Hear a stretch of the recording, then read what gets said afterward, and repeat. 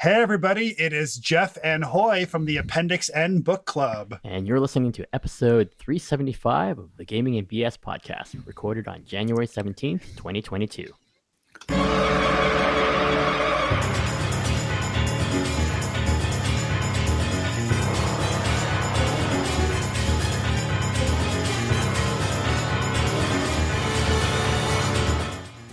Welcome to Gaming and BS, a tabletop RPG podcast. I'm Sean. And I'm Brett. Welcome back, folks. Glad to have you all here. Thank you very much for putting up with the fact that, Sean, my schedule has been snafu'd and buggered up because of real life stuff. So thank you all for checking in.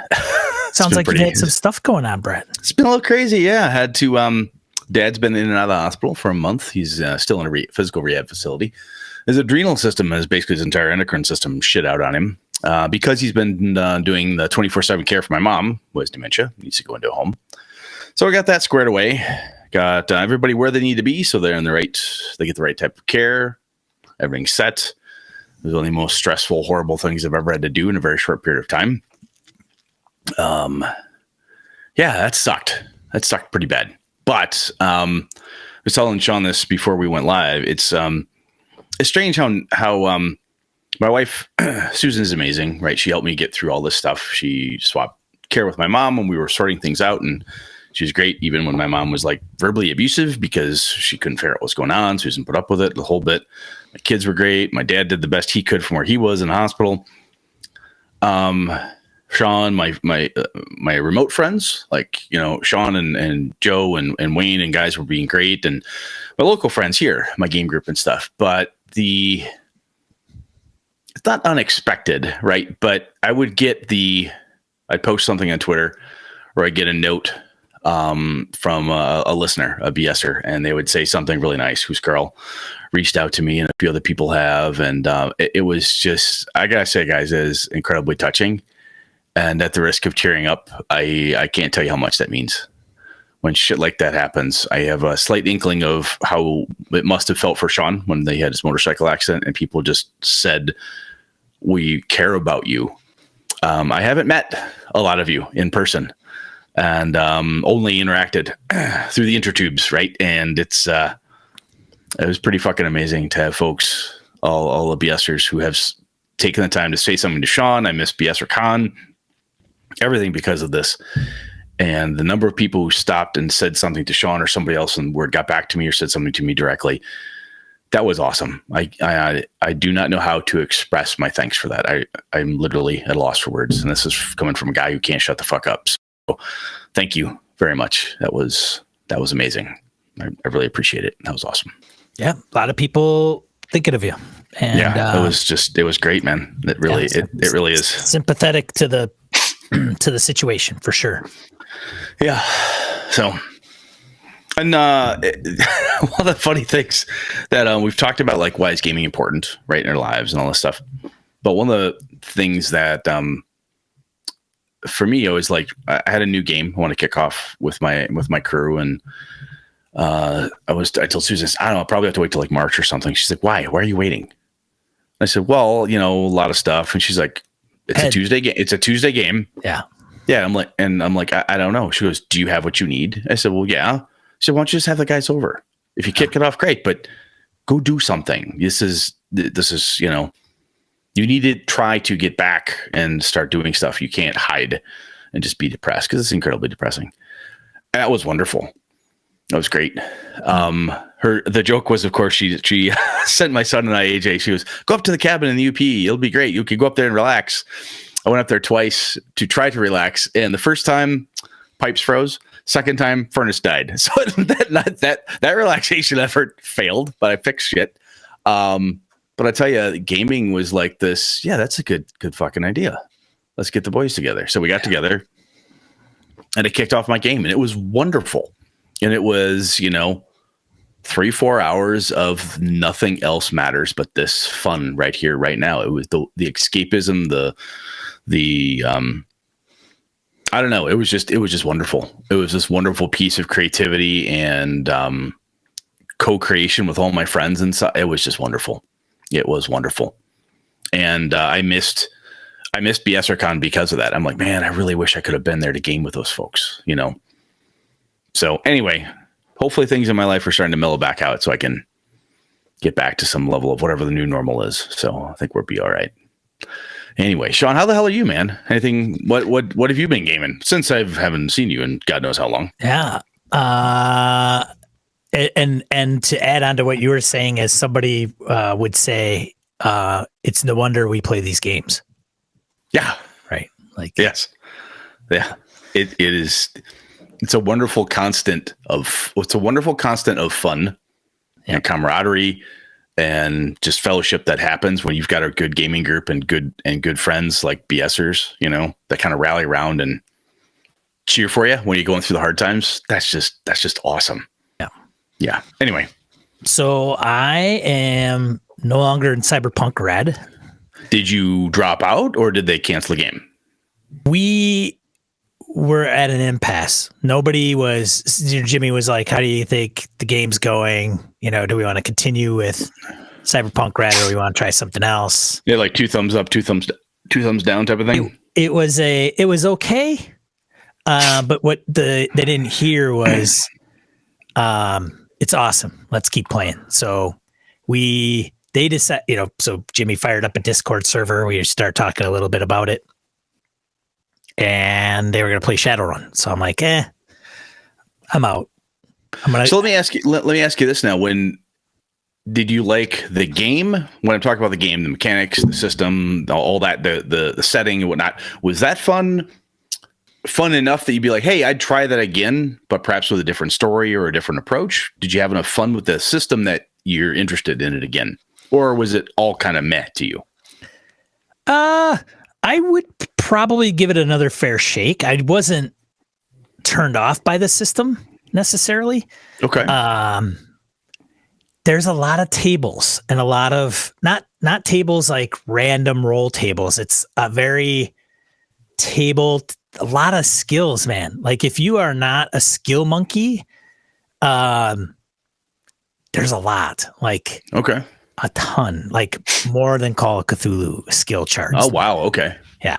So, and it's broken down into different areas like social skills, you know, combat. Oh, wow. Skills. Tons of them. And yeah, so it was fun because it wasn't an RPG or a setting campaign that I would have experienced in another game. I mean, it was, because it's not horror, Call of Cthulhu, right? You got the role play piece of it and investigating. So Cyberpunk Red can be, you know, sure there might be some hacking and there's combat, but where are you going to go with the story? So I mean, us playing, you know, half the members were members of a band, and then we have a sound engineer and a social media person, and then the manager. Like, I think it's open-ended enough that you could go back and say, all right, how do we do, you know, Neuromancer, pick a cyberpunky, old school cyberpunky thing and translate it over or something. But I'll tell you, man, one of the things you said there, I think I have not a mantra, but I'm taking it on is more like I need to give games more than one shot. Yeah, for sure. I've played something before and said, oh, that game, blah, I didn't like it. And people who've listened to the show for a long time probably heard me say that I played that once or whatever. So I can tell you I played 4th edition. I played 4th edition once. 4th edition D&D. I did not have fun. However, that said, the circumstances at the time probably played a lot into why it wasn't as much fun. Right? I would, if someone said, hey, I really love 4th edition, let me run you through a one shot or something like that. Really, let me highlight and do. I'm in. I would try it again. You know, I've said I don't like it, but I've been thinking more and more about that. And you saying that again just kind of brought it to my mind. I think it needs at least two tries, and sometimes it's like 2 tries, one with this game group and one with a different GM or a different game group. And there's so many variables within like how a game is presented to you and how you experience it and so forth. So it feels to me like I need 2 at minimum to really see if I grok it or like it or whatever. So, okay. So you're out of that. Yeah. Did you spin up another Forbidden Lands game? Is that what happened? I saw did. something. Yeah. So I told the group. Well, here's the thing. So we posted in Discord, Mm-hmm. and there was a kind of a lull. So a couple of us weighed in, like with our thoughts, and that group, did mention like playing face to face, and I'm like, look, if you guys want to play face to face, that's totally cool, but don't hold out for me because I might be indefinite. There's no sign on the horizon of me going face to face playing RPGs anytime. Yeah, you've soon. got a situation that's not a good call. Fair enough. And so if that's it, just call it a day. No love lost. Yep. And then I said, well, and I got games to run for BSers. So I have some interest in Forbidden Lands. So if you guys are interested in playing with us in Forbidden Lands and these, for lack of better, strangers to them, then, you're welcome to do that. So I did that, and now that's session 0 kicked off. So this Thursday, as I record this, which is not January, like Hoy said, because we had some postponements and went to every other week. We're recording this February 14th, Valentine's Day, because I had to profess my love for Brett on this day. Well, it helped. We had to. And so, we can't record. We can't not record on Valentine's Day. Exactly. And so now I'm all distracted. You got me all flustered, Brett. But I said, if you guys want to play with Forbidden Lands, you're welcome to do that. And they're like, oh, there's a little bit of interest, but yeah, no, I'm going to pass. Not enough. Okay. So this week, again, going back to the date schedule thing, I've got my standard Forbidden Lands group. And then the week after that will be the 4 other new players to Forbidden Lands. A 4 to 6 session arc is what I'm probably going to do. The purpose of learning the game and then doing a little bit of play, right? But it's not going to be like this ongoing campaign forever. So I'm thinking one of the things I want to talk to you about, like offline from here, is like some T-shirt ideas, right? Sure. Because I've got my my Streets of Avalon one. I want to make that happen. Yeah. With Vera's crew, and I have people throwing out the hey, Brett's mom likes Merp type of thing. I think that would be fun. I think that would be awesome to do, if nothing else. Kind of in homage to my mom and all the cool things that she basically, it's because of her that I game.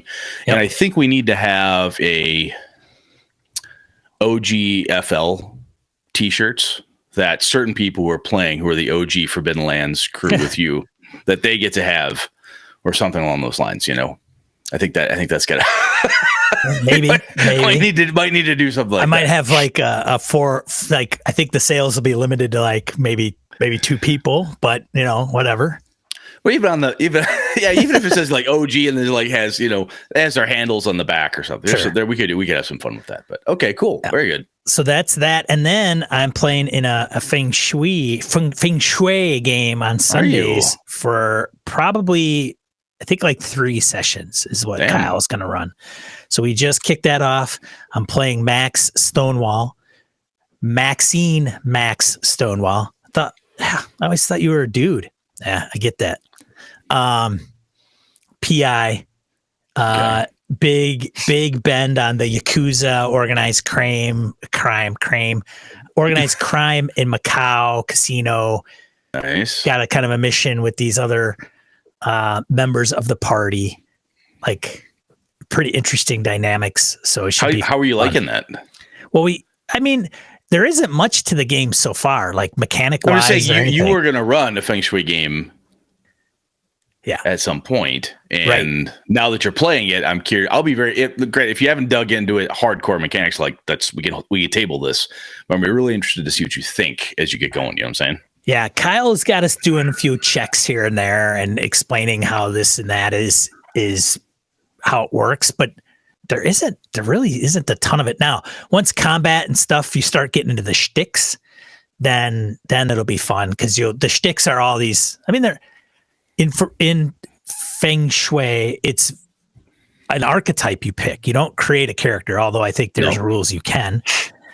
And then that archetype has shticks, which are kind of like feats in some other games. And then you have that's a very small amount of skills. that's kind of, and you roll, and it's a plus or minus thing. So you're rolling 2 different dice, and then they're adding or subtracting each other out. And then you get your result. And so there's a DC target number, and then that's kind of it. So, I think you add it to your base, if I'm not mistaken. So it's so far. I mean, if it sounds he's got it kind of teed up really well, and I think it's going to go pretty well and fun. Nice. And I think after I know this, then if it's the type of game I would want to run for 1-shots, because or even like a 2 or 3 shot piece, because the premise is so just off the wall, right? It's big. It's cinematically big. Yes. It's like a scene, and you're going to do all this crazy stuff, and it happens, and it's like, turn Bollywood and, Big Trouble in Little China, and just go bonkers. Awesome. And that's like, that's good times, man. Awesome. Yeah. I am really impressed that you are still digging Forbidden Lands. And I say that because you have some of the most like, ooh, shiny, right? Oh, I got a lot of products coming. I know you do. I know you do. But the fact but it's like at this point, it's like your security blanket. Oh, wow. Okay. This is Index RPG. So this showed up, right? Okay. I got a butt ton of other stuff that's probably going to, fall once the logistics of the world come together and everything gets unstuck. Yeah. Well, I've got Dave Beatty's. Yeah. That game's going to land on me. There's a couple other things here and there, but yeah, it's going to be, I forgot to mention this. I started a Vaesen game with my kids. Oh, fantastic. Oh my God, are they loving it? It is going really, really well. Smooth, easy. One of the things that I'm running the adventure in the back of the book, because I'm like, hey, let's try this. I already found a few things. Speaking of like back we talked about like rough drafts and stuff. Yeah, holy crap. I pulled a couple of triggers way too soon. Like, oh fuck. Oh shit. Yeah, wow. Whoa, boy, that's I totally stomped on X, Y, So I had to not retcon, because we already talked. I'm not necessarily retconning per se, because it hadn't hit the table yet, but I had to go back through and make some notes for myself. Like, oh yeah, adjust. Because it's a published adventure, and I wanted to make sure that I held to the continuity, the verisimilitude. I wanted it to be believable and to stick. But they're totally digging it. They love it. The fear, the way that works, how they're figuring things out, they like all the different mechanic pieces of it. So it was a lot of fun. A lot of fun. That was another little kind of escape from the everyday stuff that was eating my life. My wife sent me downstairs with my 2 kids and said, go play a game with your kids. That was great. And we've got more to go on that one. We got about halfway through, I think. One more session, they might be done there, and then we'll see if they want to keep going with it. But they're really loving the fact that it's heavy investigation, the mythology components of it, and they don't know all the critters. Oh, sure. It's not AJ is much like myself, where once you get a monster manual, flip. But this is mythology, and they act differently, and it's a different feel, and they're really digging it. They're really, really liking it and having a lot of fun with it. So cool. After this is done, or I get a couple more sessions in on it, I'll set up a Vaesen review, if you will, or a talk through of what I'm liking, what I'm not, and so on. But at this point, it's hit every note I'd hoped it would. It was only one session, to be clear, but that's a good game. Working really, really well. Really does some good stuff. I'll tell you, you know how I am, right? I want to have fast. I want the system to work quick. I don't want to fuck around. I want to go bam, bam, bam, and make I don't want to keep looking at mechanics. I want the core to work, and the core mechanics are just fucking cruising, man. I'm loving it. So much fun. So I feel stupid that I missed out on the Kickstarter for the British Isles that they did, but I'm like, you know what? I will get that once it hits the stores. I'll get myself a copy. It's going to go in the collection. It's going to have to be there, because it's so goddamn good. But anyhow, I think that's about it for that stuff. Oh, EverCon is coming up. Evercon.org. Check that out. My daughter, Lana, is running her game there. She's got a D&D game that she put together. She had a friend of hers over yesterday, and she ran it. I helped her. I'm helping her figure out the plot and the pacing and stuff. She thought she had it nailed down pretty good after our conversation. She ran it yesterday for AJ, their mutual friend Connor, and me as players, and it went way too fast. And she was talking about, she was a little disappointed. I let her calm down. We talked about it later, and I said, so you're running into the same problem I actually have now. And one of those problems is you have some kick-ass content and some really cool clues and some really neat things, because she's cooked up some great stuff. I said, but you're pushing everybody to the cool stuff. You have to let them get there. You have to let them take their time. You have to learn how to figure this out. So we're going to sit down this weekend, and we're going to go through some bullet points, like in this area, ask for this skill check, have this NPC encounter, let it go for this long, and then do this and this and this. It's a little, how do I say this? It's not like I'm not trying to do paint by numbers. She's a smart kid. I am definitely not talking down to her. What I want to do, though, is arm her with enough advice and ideas that she can actually take action on, that she understands. And that when something starts to happen, she can either shortcut the conversation because it's not working well, or prolong it because she's got a 3-hour slot. She's like, well, I don't want it to take like an hour and a half or just a half hour. I'm like, no, you can't. So you don't want to do that, but you also don't want to force it too long, force it too short. So anyway, I think depending how we get through that, it might be worth me taking the stuff that I've helped her with, Sean, and then bringing it back here just to say this is what I did with her. And then I can report back and did it work for her or not. But I thought it might be interesting to share with BSers and say, I don't know if this has legs for anybody else, but this is what I did to help my kid put shit together. So anyway, more to come on that as it happens. But anything else, man? I don't think so. All right, let's see how far we go. Let's go. All right, let's get into. Dude, we're a half hour in. This is gonna be a long one. Yeah, it is. Let's get into random encounter. Just warning everybody right now. Right. Segment in the show where we field voicemails, emails, comments from social media. I've got a few this week, and some of them are a little older because of our schedule. But what are you gonna do? So yeah, what do you want to do? You go first. Want me to go first? All right. Yeah, that's classic. That's how we always do it. First one is from Edwin. Emails us on episode 374, The Rough Draft. Hey, B&S. I need some thoughts on this episode. Had some thoughts on this episode. Thank you. They don't seem important or even useful, but I feel the need to express myself, internet age and all. So I dislike the word choice, draft. Sean, I think I felt your unease too. I would choose notes, maybe. The scenario is an idea for what might happen at the table. The word draft implies that things will get reworked. This is fine if you're testing something for publication or running multiple times with the idea of improving your notes and consequently the experience at the table. I think that what I really disliked was the way the conversation started, where it sounded like Brett was trying to say that what happens at the table is a draft. In my opinion, what happens at the table is opening night, the real deal. The scenario might be rough notes or it might be a draft, depending on whether it's going to get reworked. One of the concepts we often discuss at Frog God Games is the idea of GMs fixing it at the table. While many GMs buy adventures with the idea of modifying them or using them as parts cars or whatever, we need to be selling a good product. And in my opinion, a good product is one that could be used basically as is.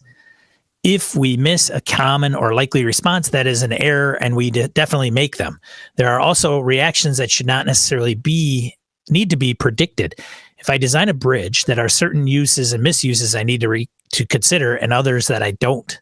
However, most GMs prepping scenarios are not professional RPG producers and should allow themselves much more slack in terms of how good a job they did during prep and foretelling forestalling issues.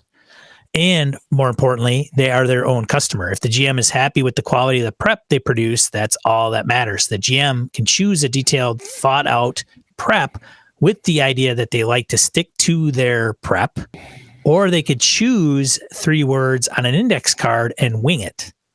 And if a publisher is clear about what they're selling, they could try to sell 3 words on an index card. One thought for Alana, who started this whole topic. If she really wants to be a writer of stories, she might think of the game at the table as a draft. One possible instance between her initial concept, the scenario, and a story she might one day actually want to write. Shout out to my excellent GMs and fellow players at BSRCon. I had a hoot forgetting about it and exploring the world of Coyote and Crow. Cheers, Edwin. That is good thoughts, Edwin. I really appreciate that. I think, and sometimes there's, words have power. We've talked about that many times, and some things have a connotation, negative or a good connotation, positive or negative, obviously. And I think the word notes might be better here because you're right. If I use the term like they're your notes, right? And I like the fact I was getting a little nervous, quite frankly, Edwin, as Sean was reading. I'm like, uh-oh. He's going into the whole, this is what published adventures, blah, blah, blah, blah, blah. But then I'm like, aha, he says very specifically, GMs are not professional RPG producers, should allow themselves much more slack. I think what you're saying there is what I was trying to say, probably less articulately, because it was a concept in my head. And I appreciate this right up here, man, because this is very, very helpful. I think if the term draft rubs someone the wrong way, like, ooh, I don't like that, it doesn't seem to capture the essence of it, I think notes is totally legit, man. I think that's a good way to see it and to realize that, yeah, you can what is at the table is opening night for a play, right? Whether it's a well-written play, lots of notes, lots of spike marks on the floor, all that good stuff, or is it more of 3 notes on an index card, 3 bullet points, and then you wing it from there? Okay, cool. I like that. I like that idea of then having it as notes. It's still something you can update, change, modify, whatever the case it is. I like that. I think that's a damn good thought there, dude. I like that very much. Thank you. Appreciate the time you put into that. Yeah, thanks, Edwin. All right, what do we got next? E. Armstrong comments on pre-show and handling multiple expectations at the table. On the debate before the show, I see both sides of the argument. Unfortunately, I have met more people who are willing to ignore most effects or things your character feels in D&D, unless I, as the DM, hit them with 100 damage in one swing. The difference between an effect doing the frightened condition and you take 100 damage is a very stark difference in how players mostly react. The frightened condition usually gives, oh no, I'm frightened. Anyway, descriptions and wrapping it in the fiction is what's happening helps, but it doesn't hit the urgency of the situation. The you take 100 damage causes the clutching of pearls and a stunned silence around the table. And it's not considering damage resistance, rage spells, and that divide damage between players, etc., but the effect is immediate. Of course, this is different table to table. I still lean toward Sean's side of dread is built to make a physical act connect to players' feeling in the fiction. The player knows if they knock over the tower, their character dies immediately. But it's also nice to do 100 damage in a single swing. I think there's something to be said for that, depending on the game you're playing. And that's why sometimes the methods, the policies, the different tools or things that Sean and I are talking about, it's hard to say one thing works for all game systems, right? Because it's really hard to do that. Because in a D&D game, if your players are if they're hit point focused, right? Like, hey, I didn't take any damage, I have a condition, big fucking deal. In another game, though, conditions mean everything. I mean, in Vaesen, for instance, conditions are bad. That's not good. You're losing stuff, right? Even in World of Darkness, you take enough damage, you start losing dice off at pools. It has a very mechanical impact when you have a condition or a thing hit you like that. But yeah, in D&D, 100 points of damage, especially depending on the type of game you're running, the people you're playing with and so forth, can have a much more holy shit moment than oh, I'm scared, big deal. Yeah, all right, so I act frightened for a while. Yeah, it doesn't always, depending on the players and what you're doing, that doesn't always grab people. But you smack someone for a shit ton of damage in D&D, yeah, that you pay attention to that. Everybody does. Good point. Yeah, thanks, E. Appreciate Back to you, it. sir. All right. Stefan Dragonspawn emails us on Rival Adventuring Party. Hello and happy 2022, my sexy BSers. This time I chose to write in and avoid getting cut off by the voicemail, nor just ramble on. When you boys were talking about whether or not you consciously avoided inserting rival adventurer groups in your games, it reminded me of one shot that I ran using Savage Worlds. I called it the Great Space Trucker Scavenger Hunt, where the PCs were the crew of a light freighter hired to retrieve 3 things in order to win a lucrative contract and be part of a big party to celebrate. And with such a hunt, you need adversaries, competition of some kind. So I did create 2 rival groups who were part of the hunt. It was very tongue-in-cheek, great fun, and not one bit serious. One rival group was loosely inspired by the Royal Flush villains from DC Comics, Ace, King, Queen, Jack, and 10. And the other had a captain that was a big burly man who liked to dress up as a Shirley Temple named Sweet Gary. His crew were very much like Clone Wars battle droids, and his ship was called the Good Ship Lollipop and was painted bright pink. I want to play this game. That just sounds. Knowing that it's like off the hook craziness like that. Oh my god. Anyway, keep going, Sean.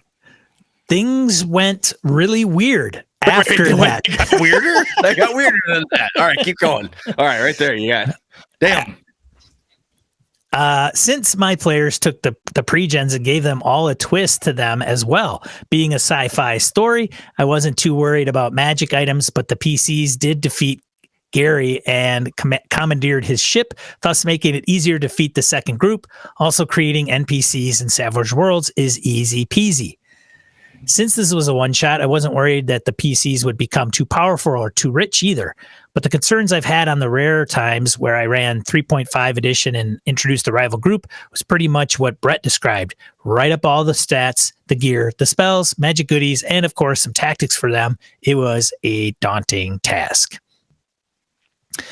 Also, someone once said, I forget who, players can focus on their single character and hone their abilities and strengths to a razor's edge of efficiency and learn to work as a team to rival Navy SEALs.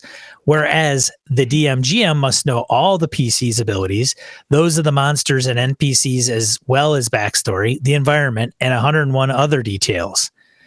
A tall order for one person to create a challenge for 3+ players sitting across the table who only need to worry about what their character will do and maybe work with his allies.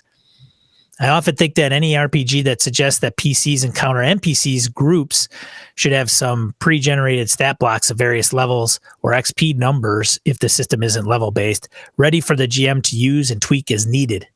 So when Sean mentioned using the PCs as templates for rivals, I've used that trick once or twice too. But I've always feared that the heroes would look at those rivals as walking treasure ripe for the pickings. So I've shied away from them. Monsters of one type or another seem much easier to run by comparison. As usual, keep up the good work and continue to be the positive force in the hobby. Love you guys. Have a gay day. Regards from Stefan Dragonspawn. That's awesome. So after we had this episode and I mentioned that I had not used an NPC part, I couldn't remember when. Yeah. 2 things hit me while I was thinking about, hey, shit, I'm going to record tonight, First one is that, one of the cool things about Pathfinder and other game systems that were very crunchy, when I was running Pathfinder or D&D 3 stats and feats, it felt very complicated. I got my hands on the Pathfinder NPC book, right? Got a PDF copy of it. Right there, I went, aha, if I want a rival adventuring party, I could go through and pick them. They're all pre-gened. That was wonderful, wonderful tool. So that took a lot of the legwork out of it for me if I wanted it. And I did use them periodically, but as singular bad guys. Thinking now, I could have gone back and built an adventuring party with that really no work involved. The other thing I did do, it finally dawned on me again earlier today, was that I did have a rival adventuring party once, and here's how I did it. I was running my an Avalon game, my original Avalon game, and it was the guys had gone way the hell out into the Outlands, way far and gone, and Lenny and Beta's two characters, Newton Beecher, were out doing something. We're in this adventure. I'm like, okay, I need a rival adventuring group, some badass NPC motherfuckers that are really task them. So I went to Alpha and Zave and said, I need you guys to make these characters. You're going to build this adventuring party for me, and you're going to run them. They said, okay. So I gave it to some other players to play against the players who were in the official campaign. And then what happened? Then we had, so it was anyway, a larger organized effort around who would play what, when, and how. But when at the start of all things, when they encountered the bad guys, the other NPC adventuring party, two of my players had already sat down, made up the NPCs, and they played them. So Alpha had this character, this character, this character. I think they each had 3, if I'm remembering correctly, that they broke up and used, and they understood their tactics because they built the characters and they could play the tactics. And I gave them, their question to me was, what's our goal? And I said, well, your goal is to stop them. Like, this person's goal is at any cost. This person is take a prisoner. This person is, I gave them some high level stuff to do. And then they played those characters directly towards that. I just adjudicated who was where or whatever and moved characters and made sure the rules were followed and so on. I was more like a referee really at that point because it was two characters. And then would that work for everybody? Don't know. But I was pretty proud because I was a little concerned. I'm like, ooh, this could lead to some like friendship angry, right? Because what happened with Beecher died. He got shot and was killed. And it turned into this effectively a wonderful, very emotional event that lent itself to being a one-of-a-kind painting that's on my game room wall. Like I've showed that to some BSers in the past. The death of Beecher. But everybody was really grown up adult and went, wow, this is like a cool story moment that this thing happened and so on and so forth. And revenge occurred and all that good stuff. But anyway, short version, I outsourced it. Like I did my Star Wars PC, Sean. I just outsourced that shit. Somebody else make me that. But it worked really well because it was a complicated thing. I'm like, I got 2 guys in my crew who aren't in this current game that love making PCs and like playing them. They have a good time. I'm like, hey, here's your specs. Get to work. And they did all the legwork for me. It was awesome. Yeah, creates crew. Nothing wrong with that. Exactly. And Stefan, that is some damn fine sounding gaming right there, man. The Great Space Trucker Scavenger Hunt. Fuck, I'd play that. That's awesome. Yeah, it's like there's Rocky Horror, but I don't think it's a match for that game. Like no. No way. No way. That's awesome. I love Stefan. He's awesome. Yeah. All right. Beer Leaguer's up next. He comments on episode 363. How do we organize as GMs? Going back a little bit here. Great topic. Asking the question, how does one organize pre-constructive narrative while having the flexibility to pivot away from a linear line of thinking? My answer has typically been to be creative. Oh, good God. Starting over. My answer has typically been to create a highly visual, large mind map that combines a standard graph paper map, rooms, traps, tunnels, and so forth, with setting details for the GM's eyes only, right there inside the spaces they describe. Those details can then be woven into any inquiry the players have. Then, with as much room as I have left, the passage that's read aloud to the players is squeezed in underneath. Other details, random tables, monster stat blocks, etc. Either nestle alongside these spaces in the margins or live in separate page that matches the numbers of the room. But this mind map is very limited, principally by space, but also its rigidity. It doesn't lend itself to improvisation. My mind is literally and figuratively boxed in to a grid. It makes for beautiful illustrated and tight layout that I enjoy designing, with the ambition to parlay that visual into a published piece down the road. But in the end, it limits my creativity more than I'd like. So I'm seeking a more interactive tool the next time I GM. I'm intrigued by Notion, which Sean has mentioned, since it brings a visual approach to project planning, as many bells and whistles to both stay visually organized, but also access information quickly. That's likely what I'll explore the next time I run a game, since my laptop is always present at the table anyway and connected to Wi-Fi. Aside from a tool like Notion, Google is the second most important resource for quickly looking up rules or sharing a visual of a baddie, mook, or setting. Yours from the city of brotherly love, Beer Leaguer. You know, Beer Leaguer, I'll tell you, man, the mind map, I think one of the things that you could do with it, I've only dabbled with mind maps, but here's a thought. And you tell me, or anybody else tell me if you think this is BS-ery or if it's got any legs to it. You could rework the mind map post a session, as in like your homework. So you've got a mind map, you get it. Players do X, Y, and Z. What does that do to your mind map? You know, what's mind map version 1, version 2, version 3 after each session, or at certain key points when you're like, wow, I'm feeling hemmed in by this document, is what I'm hearing you say and when I'm reading this. So how do you knock the walls down, redo the thing? And it might only be a couple changes. It might be like, well, you know, depending on the mind mapping tool you're using, you could grab a bubble and shift it or draw a different connection and kind of see what that blows out into. But anyway, it might be interesting. Don't know how much work this would be for you, but once you've got it plotted after a session or two, go, you know, this crew has done a whole bunch of crazy ass shit. Boy, I'm feeling like my rigid plan isn't working for me. How would you reorganize it to account for the crazy shit they've done and make it so that it's going to function the way you want it to? Just a thought. I don't know. Like I said, I've only dabbled with mind mapping tools, but I'm willing to bet that's something you could potentially pull off. Don't know if that's got legs or not, Beer Leaguer, but let me know what you think. You good with that, Sean? I am good with that. Awesome. I think one of the cool parts about, he mentions laptop at the table. I know you and I ages ago talked about technology at the table, you know, way back in our infancy. Yeah, it's like, I think it was with the first 10 episodes, wasn't it? Yeah, exactly. It's like forever fucking go. If the handiness of having that technology there in Google, either a Google Doc or sometimes like AD&D, you know, type 4 demon picture, right? So you could show people or whatever it is you're looking up. There can be some pretty power. There can be some power there. Actually, in the game I'm running right now, using Google Maps has been very, very helpful. Just to show people this is the town, this is the place, and this is where stuff is. It's a pretty helpful tool sometimes. So anyway, good stuff, Beer Leaguer. Thank you for writing in. I hope that, I don't know if my idea, like I said, makes any sense. Let me know what you think. It might be crap. Who knows? You ready, sir?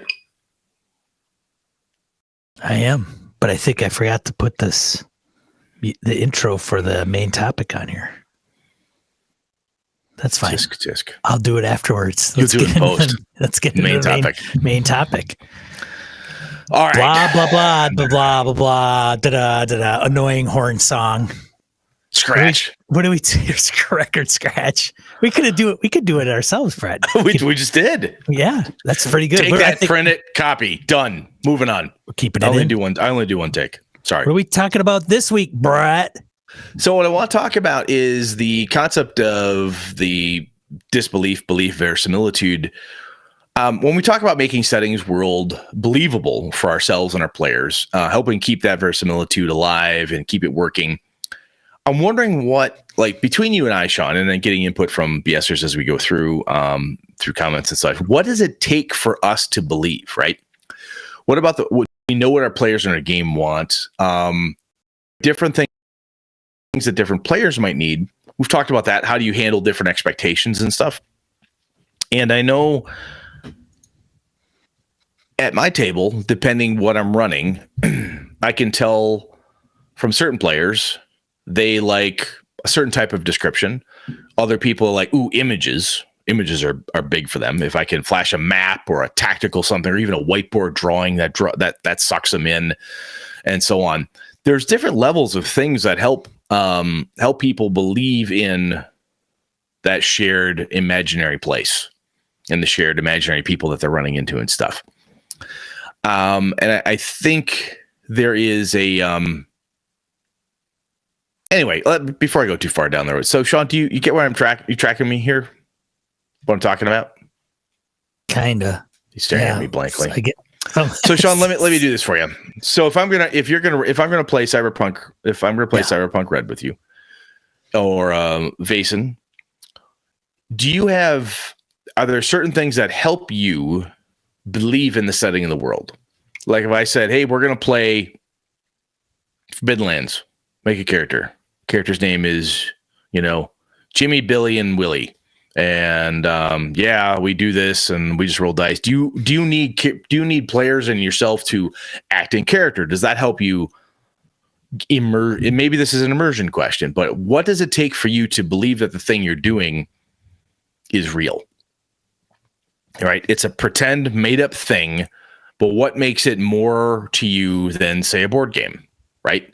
Because if you're playing a board game, you're like, okay, I'm moving pieces, moving pawns. It's not real, it's very board gamey. And we're playing RPGs, though. There's this sense that there's a shared pretend reality. There are no dragons.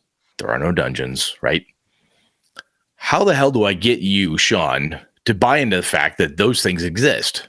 Do you need a well thought out and detailed world book? Do you need tons of documents for you to read? What helps Sean grab onto that? Oof.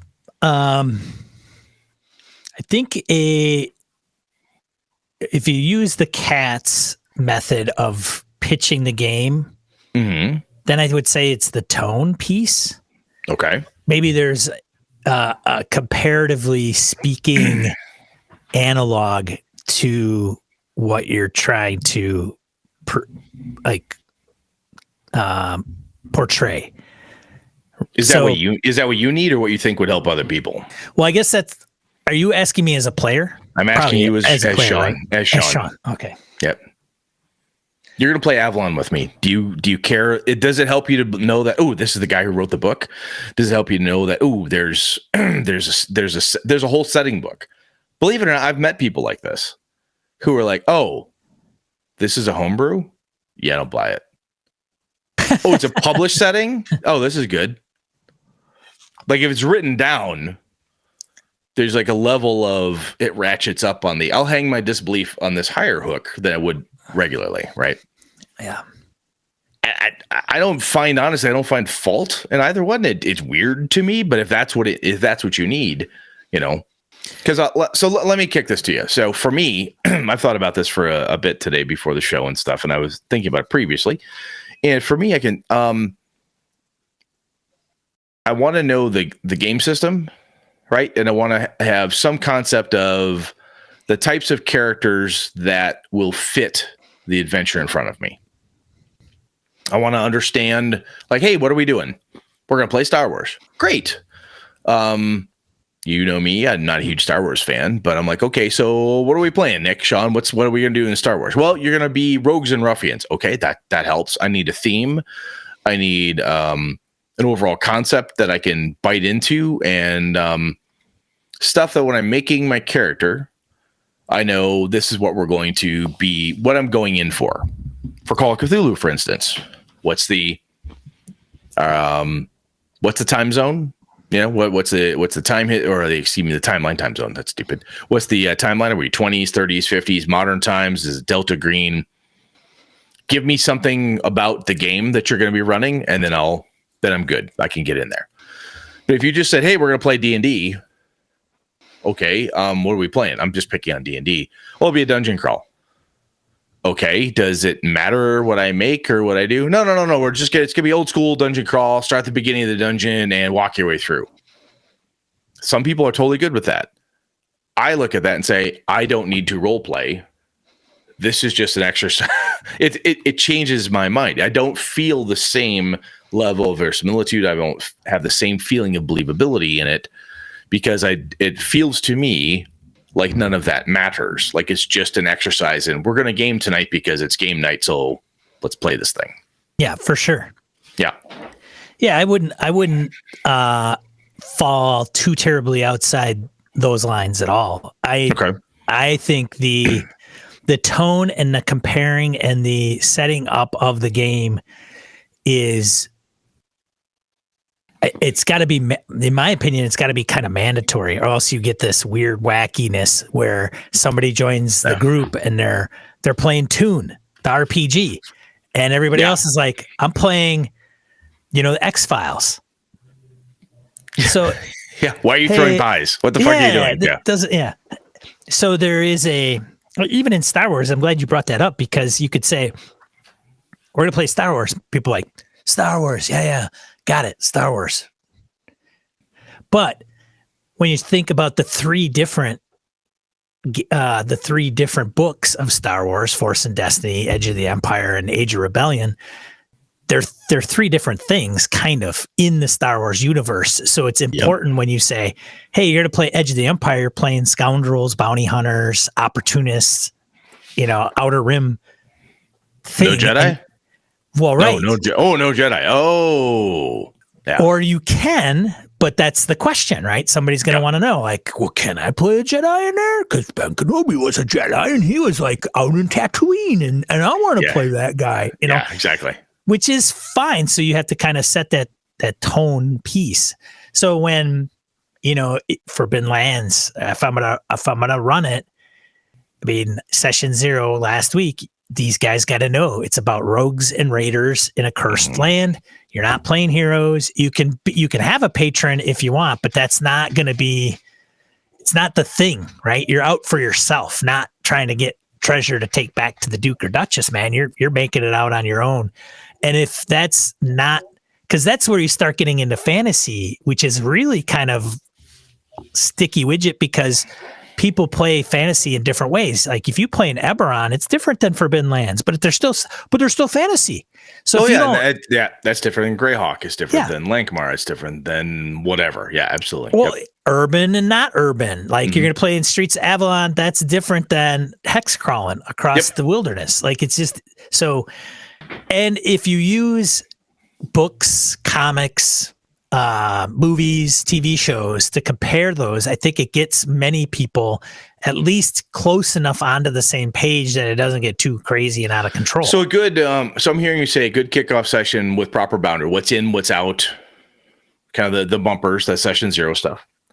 I'll tell you one of the things that I found is that I have my buddy Lenny. So if I sit down and we say, hey, this is what we're going to do. Okay. So my buddy Alpha kicked off a Warhammer, the latest edition game the other day. Like a few weeks back.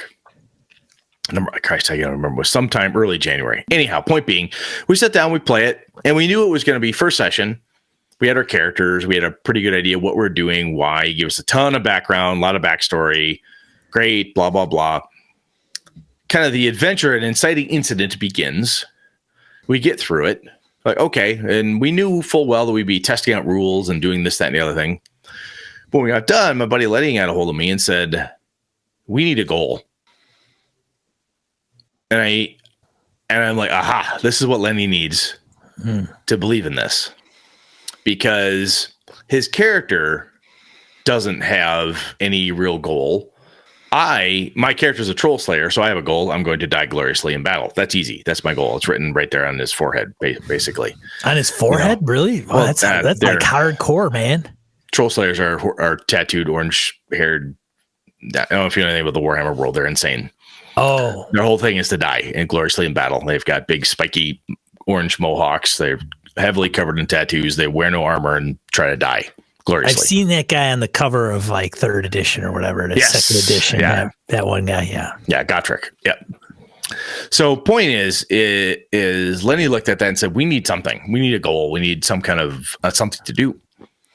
And I was talking to him about it, and I'm like, I said, well, it's like a big city, kind of like Avalon. And he said, well, hang on. He said, in Avalon, though, we always each individually have something to do. He told me, he said, every time we set it up, you make sure that our characters, what's your plan? What are your goals? What are you trying to do?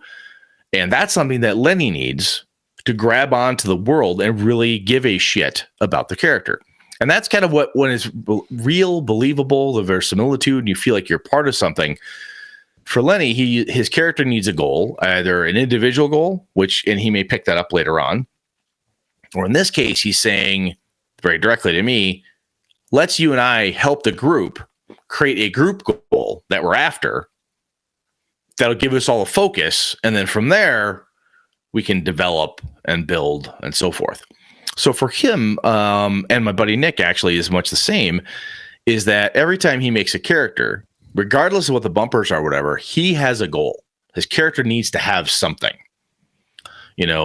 Lost love, I've got an ex-wife. I've got a kid who hates me. I've got this. I've got this. I've got this. He's got something that he's trying to do.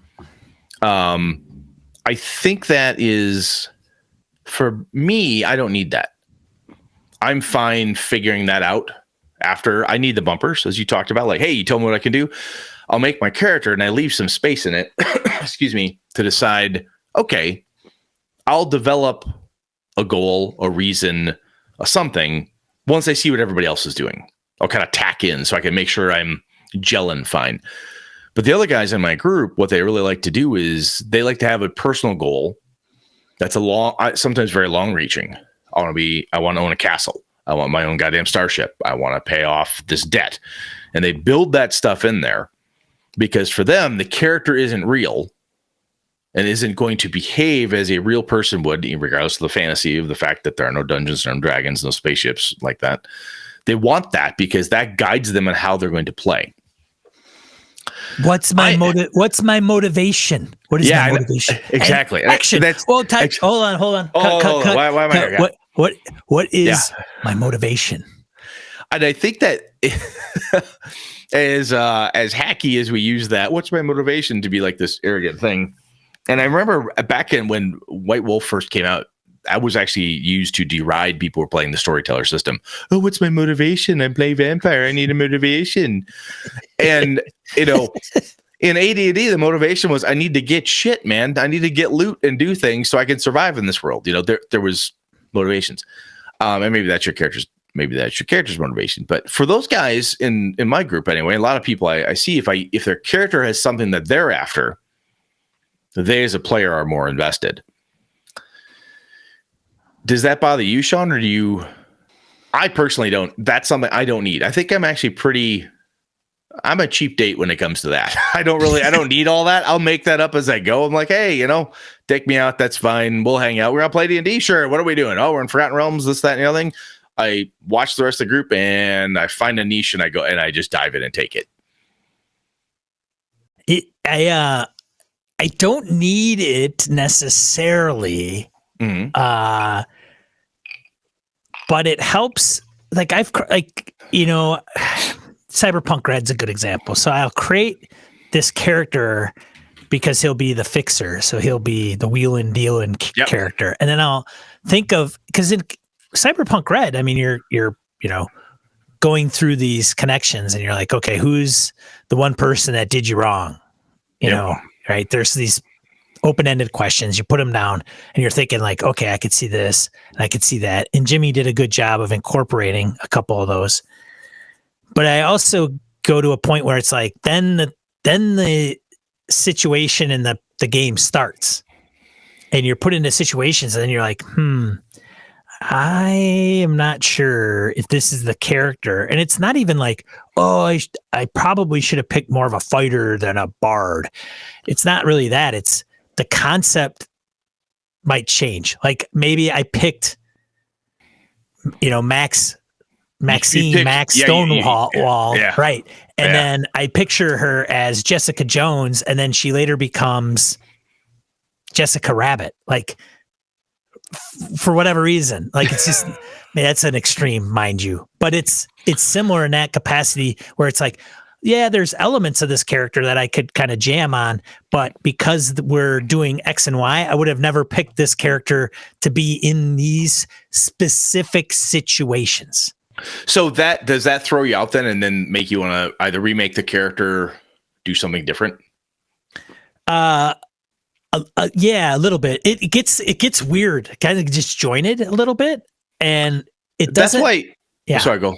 I was just gonna say it doesn't throw me off my game too much, but it depends on how long it stays in there. Like, and it's kind of, I'm not explaining. I can tell you right now, I got a couple of guys in my crew. Nick is one, and Lenny will do it too. Like, I'm walking this character away. Why?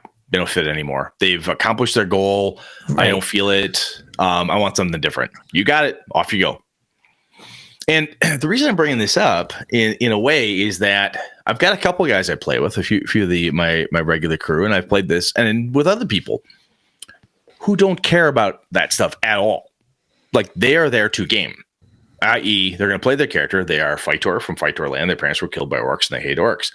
Other people are there because they like playing wizards, or they want to be a space wizard, or whatever it is. They're there to play, just to hang out with their friends and game.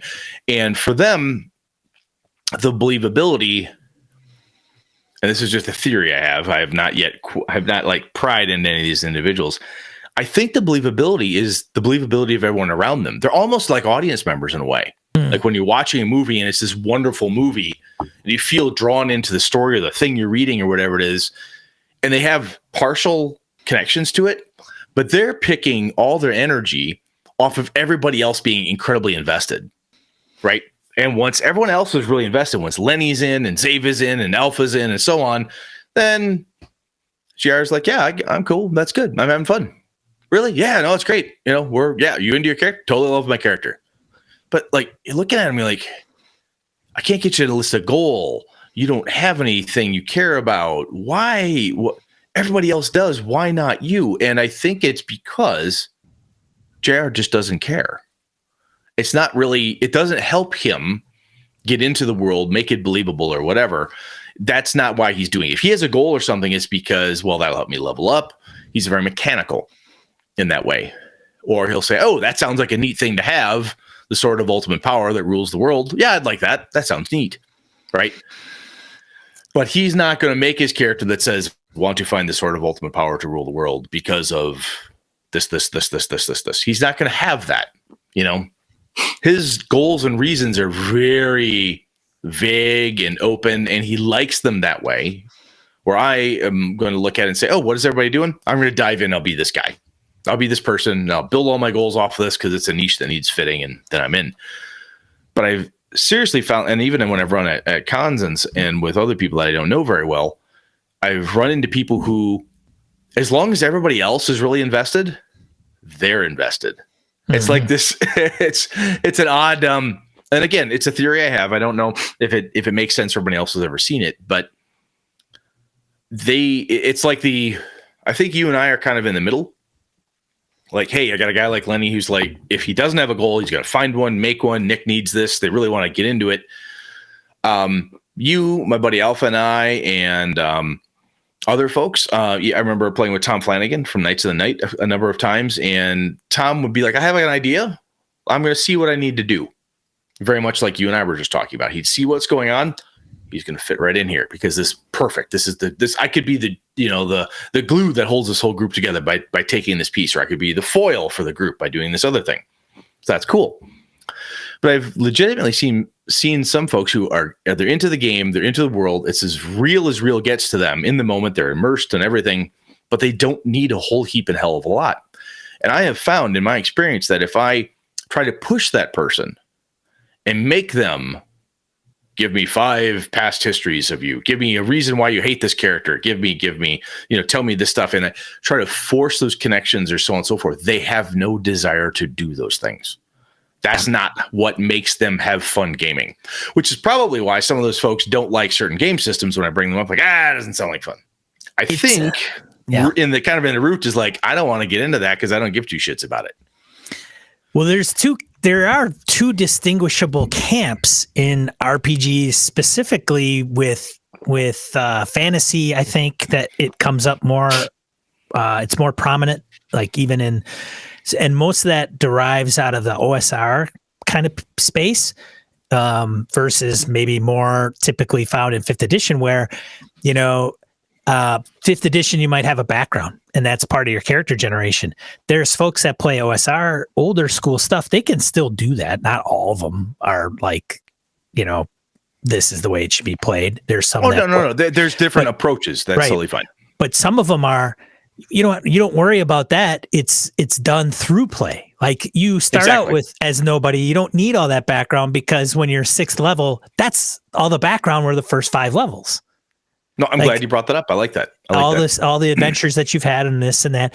And, that's not a bad way to approach things. And I think those types of games lend themselves to people changing their characters maybe more. And I don't even mean like, I'm going to re-roll my character. Like I'm a fighter, but I want to be a wizard. I don't think there's no preconceived notion. Like, I don't know I rolled this random thing. Right. I'm a dwarven thief. Yes. We'll see what happens from here. Right. And then they legit see what happens, and they could end exactly. Yeah.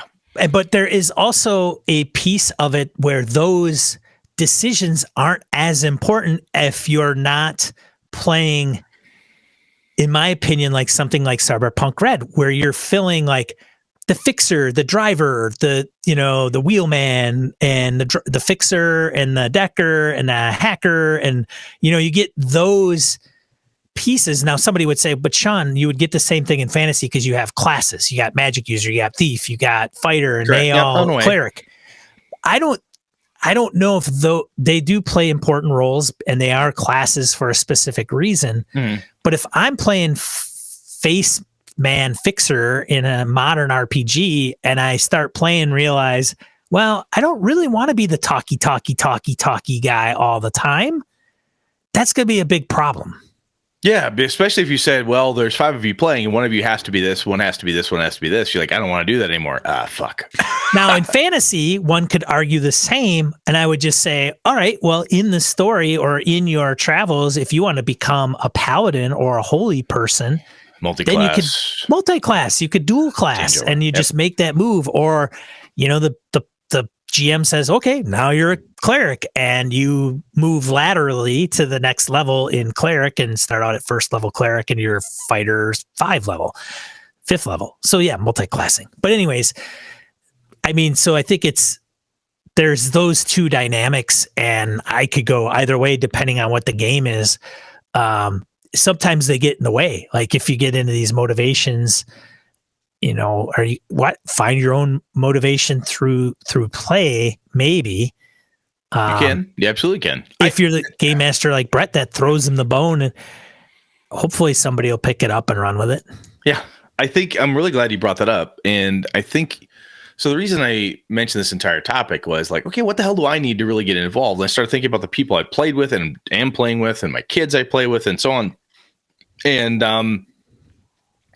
some folks really need like a clear motivation or goals and so forth, and to help them get involved. They will pick goals. I'll pick up my buddy Nick again, for example. So he'll have a goal, and that goal is a personal one, and it doesn't necessarily need to even tie into the campaign, right? But he has a personal goal, and that personal goal could be, quit drinking. I want to retire to Vegas and be a blackjack dealer. I want whatever the hell that person wants. His character wants the thing.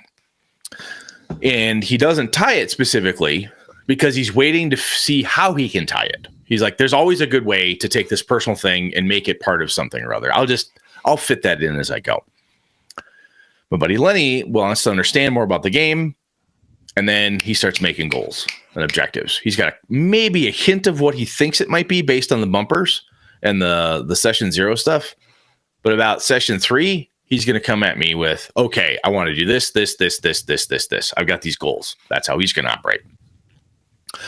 Alpha is going to be more like you or I, and like, hey, guess what?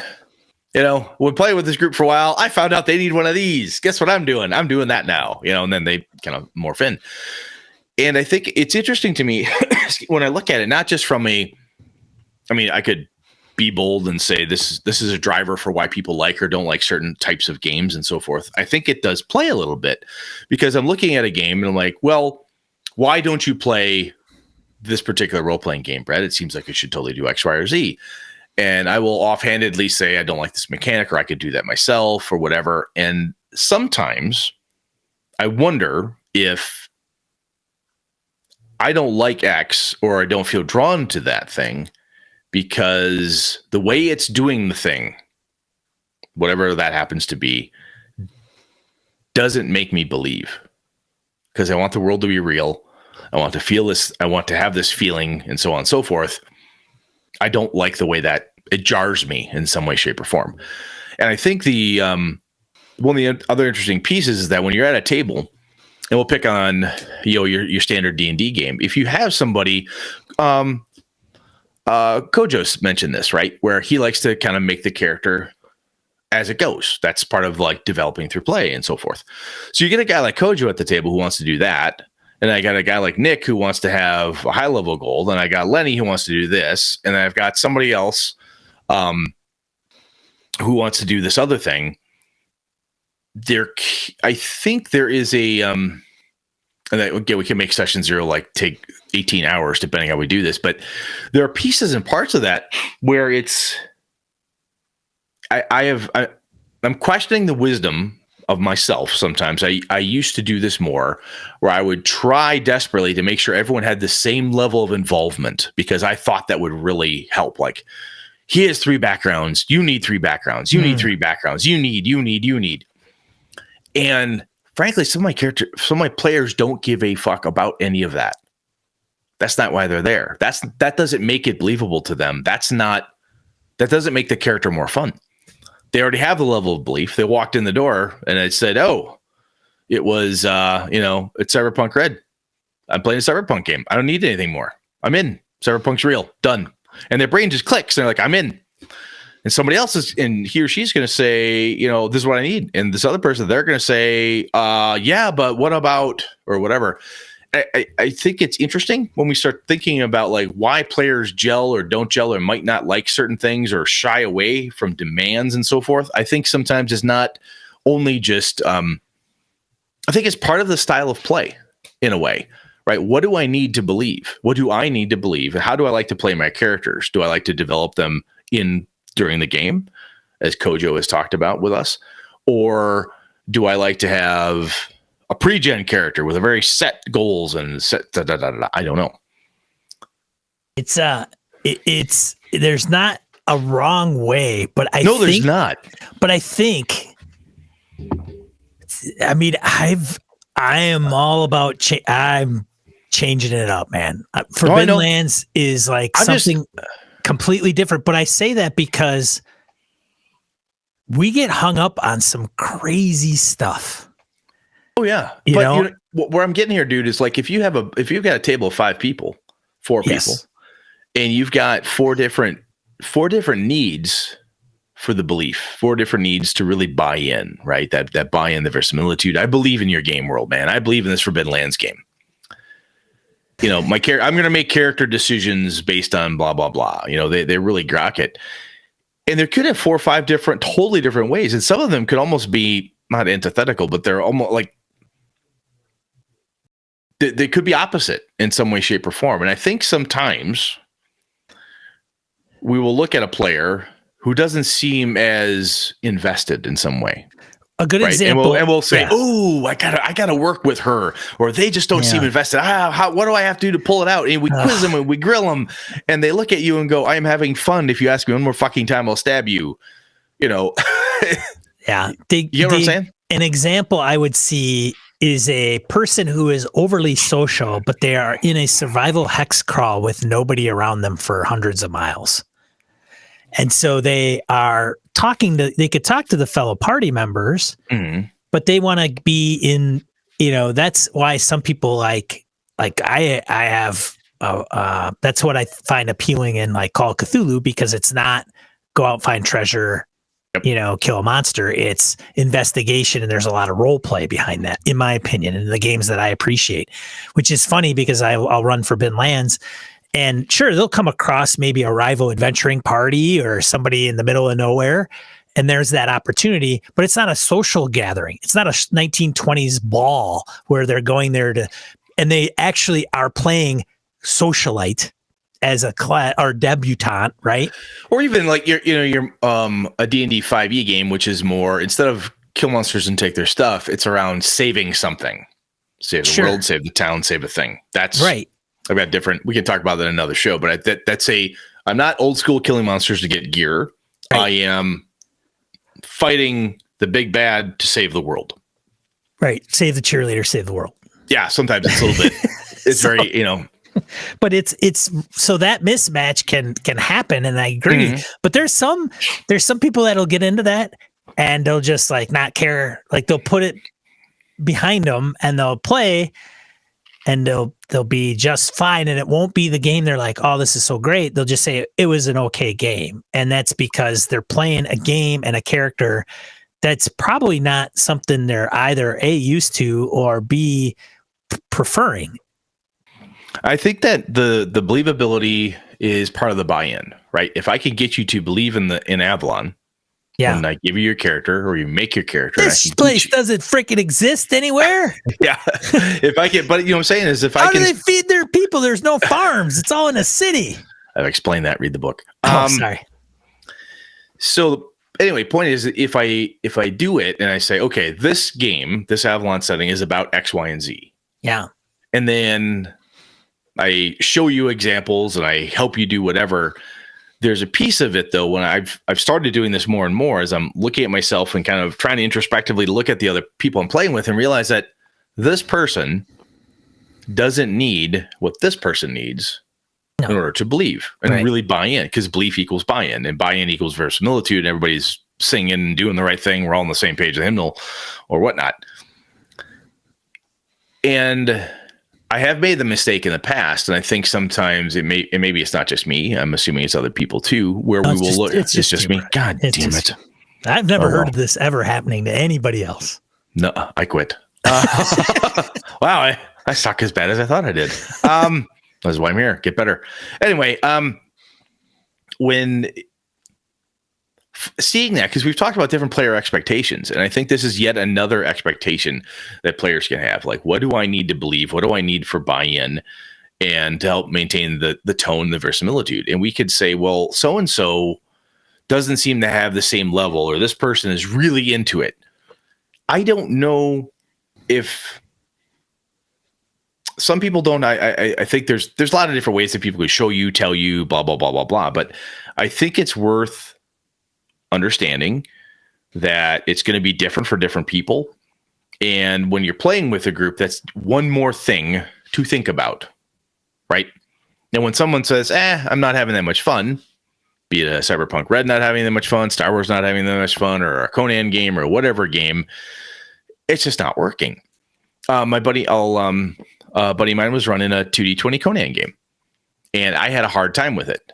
And the reason I had a hard time with it was because from an IP perspective, I know that world way, way better than he did. No shade on him for not being a Robert E. Howard nut like I am. I'm sure there's people who know it even better than I do, which is totally legit. But the way he did it, I found in that world, I needed it to maintain the tone that I expected. He shifted the tone. The other players didn't have a problem with it. I did. I personally, and I talked to him about it, I'm like, you've broken the tone of what this is. Yeah, I thought I'd do something different. I wish you would have told me that. Right. Should have told me that up front. I could have figured that out. Right. That was paraphrasing, but that was kind of just the conversation is, I needed X. And I think it's similar to when my buddy Nick runs Star Wars, or when I've played with you. I know enough about it to be dangerous. And that's where I've realized, more thinking about that, I tend to play almost a background character in a way until I figure out what the tone is, and then I can lean into it, kind of developing my character Kojo style in play, or like, what's this going on? Okay, this is the tone we're going for. Everybody's good. We're all good. Game Master's good. I'm leaning in now. Where I reserve that, and effectively, I am not really bought in yet. Once my character, I'm like, this is what we're really doing. I'm in, and now I'm golden. Now my verisimilitude goes through the roof. I buy in. This is a real character. I start making in-character decisions, better in-character decisions from my perspective, anyway. Anyhow, we're hitting, I think, terminal repeat here as we want to do. But I'm just wondering if this is, like I said, it was a concept I had. I was thinking about it like, well, there's different levels of belief that different people need to buy in. And if nothing else, my understanding of what I need, I'm like, that's pretty handy for me to figure that out. New let out, say, this is what Brett needs. If I'm playing, this is how I like to play. And if somebody asks me, are you having fun? I say, hey, no, I'm having a good time. Here's what I'm doing. I'm waiting to figure out how everybody else is going to gel so I can find the gap and I can fill it. Oh, that's how I like to play. I have a good time playing that way. And yeah, I can maybe do something different, or if it's something I really get up front. But I'm new to this Star Wars crazy dice thing, so how about I slide in this way, wherever the case is. So anyway, it helps when I see people and they explain things like that. It helps sometimes just to figure out that when I'm doing a good job as game master, everyone's having fun or whatever. So let us know what you think. How crazy is Brett? About this in particular. You good, Sean? I'm good, dude. Let's get into die roll. Do it. Die roll, 2 to 4 miscellaneous points of gaming and geekery we want to bring and share with you. Got a couple this week. There's the chat there for you. The first one is, where am I? Why am I? Here we go. There we go. I lost my notes. That's fantastic. What's the first one, Brett? Reckland Run. Reckland Run. Oh, man. Post-apocalyptic solo hero series game. Yeah, that's there. Let's see if I can get it on the right page here. Look, Kickstarter. This is a Todd, Mr. Crapper from Broken Rulers working on this. Yeah, he's involved. So this one is 8 days to go as of this recording, fully backed. Look, he even said in the message, like, this doesn't need help backing, but he's working on it. And if you're interested, it's not a role-playing game. But nonetheless, and it's Renegade Studios who are doing Marvel and G.I. Joe. Awesome. So he's involved in that. The link in the show notes to that little Kickstarter going on. Todd's good people, so always like to help out. A one-player card game with a campaign mode about taking on the bosses and their crew in battles across the Reckland. Awesome. That's fun. Number 2 is King Gold. We posted this. It's been posted on our forums and on our Discord. Beer Leaguer has put this out amongst a couple other things down below, but it's a one sheet for 5e pamphlet adventure. Yeah, like literally trifold pamphlet. Yeah, it's fantastic. Level 1 through 3 characters. You could play in a bar or kitchen, which I'm not sure why he picks bar or kitchen, but nonetheless. I like drinking in my kitchen. Sure. It's the first in a new series of standalone pamphlet quest, traces the hobby back to its weird roots when a night of fun could be had using just a few pages of printed material. King Gold isn't just a love letter to an old format. It's a solution for dungeon masters who want to get to the table and go using a prefabricated adventure that doesn't take itself too seriously. It's a one-page story overview, Hexcrawl Wilderness intro, all-in-one pamphlet with every tool a DM needs, stat and monster tables conveniently placed, full-size, unmarked map visuals for online play, and it's coming in at the ripe price of $1.95. Oh, neat. So there Looks you pretty go. Cool. Yeah. Pick that one up if you're so inclined. If you're wanting to do a one night 5e adventure. That's it. There you go. That's all we had for die roll. Very cool. What are we talking about next week, Brett? Well, Sean, I initially had rules as a map, and then moving on to story and drama. I'm actually thinking about taking the story and drama one and bumping it up a bit. I'm going to talk to you offline from here. I think that one might be a little more interesting. Rules and a map? Rules as a map. Rules as a map. Then next up after that was going to be story and drama as a topic, and I think I might take that one and move it up a bit. So it'll be one of those two, for sure. One of those two topics for sure, he says. Absolutely. Okay. Fantastic, man. Well, great. Hey, thanks for tuning in, everybody that live here in the chat. Good to see everyone. Thank you for joining us. Absolutely. We really appreciate it. If you've found anything entertaining or of value, make sure you give us a like. Otherwise, we'll be recording this every other Monday at 8 p.m. Central Time here on the YouTubes. Otherwise, you can find this episode at your podcatcher of choice in our flagship audio show. I think that is it for this one. Otherwise, sweet. I am Sean. And I am Brett. Good night and good game and all.